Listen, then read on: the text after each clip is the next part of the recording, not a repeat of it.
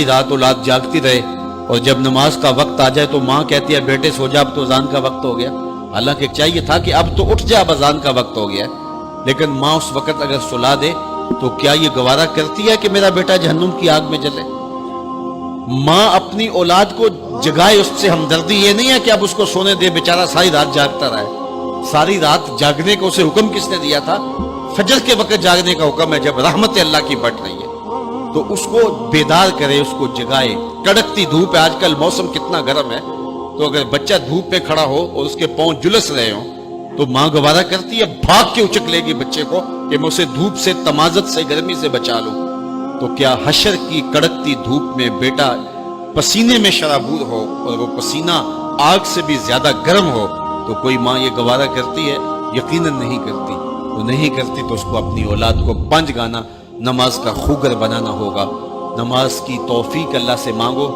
आज के इस इज्तिमा में यही पैगाम है और यही दावत है और यही कुरान मजीद की तालीमात का खुलासा है। 1 बार नहीं, 2 बार नहीं, 10 बार नहीं, 20 बार नहीं, 100 बार नहीं, कुरान और हदीस के अंदर 750 मरतबा नमाज का हुक्म आया है। आप जरा गौर कीजिए, 1 मरतबा कह देना क्या काफी नहीं है? लेकिन 750 मरतबा तुम्हारे करीम रब ने तुम्हें बार बार कहा है, तुम्हारे करीम रसूल ने तुम्हें बार बार कहा है कि नमाज पढ़ो। तो अगर हम इतनी बार सुनने के बाद भी नमाज नहीं पढ़ेंगे तो फिर हम कहां खड़े होंगे?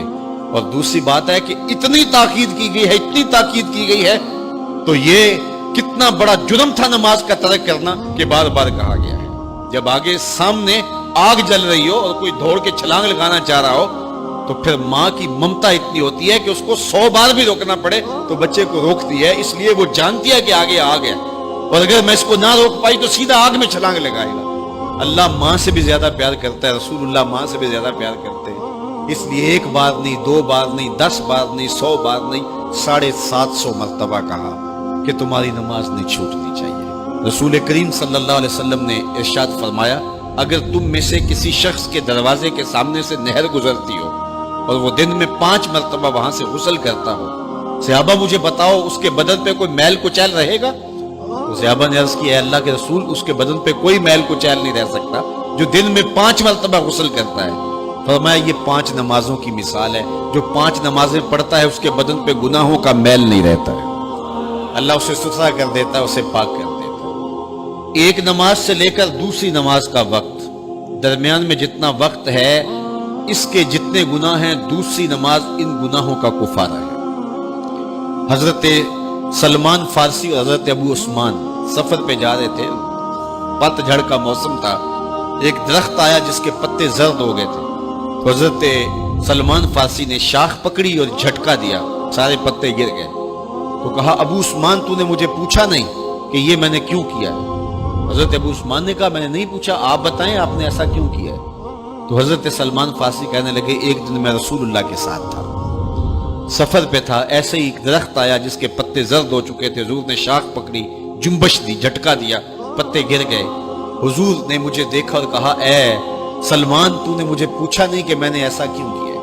तो मैंने कहा, बंदा नवाज आप बता दें आपने ऐसा क्यों फरमाया है? फरमाया, सलमान जिस तरह मैंने इस शाख को जुम्बश दी और इस पर कोई भी पत्ता नहीं रहा, सारे गिर गए, जब बंदा नमाज के लिए खड़ा हो जाता है बदन के सारे गुनाह जड़ जाते हैं। अल्लाह की तौफीक से मेरा ख्याल है कि आप सारे लोग नमाजी होंगे और मेरी माएँ, बहनें और बेटियां जो तशरीफ लाई हैं उन्हें भी 5 गाना नमाज का शऊर और तौफीक नसीब होगी। आज हम यहाँ से अज़म करके जाना है कि हमारे ख़ानदान में, हमारे रिश्तेदारों में, हमारी औलादों में अगर बदकिस्मती से कोई बेनमाजी है तो आज अज़म करके जाएं कि वो बेनमाजी ना रहे। इतने ज़ोर से तबलीग करेंगे कि वो नमाज पढ़ने पे मजबूर हो जाएं। तो सोने से कबल 5 उंगलियां भी गिन लो और 5 नमाजें भी गिन लो। जो कहा गया मुझे उम्मीद है कि यकीनन ये आपकी रूहों तक उतरा होगा।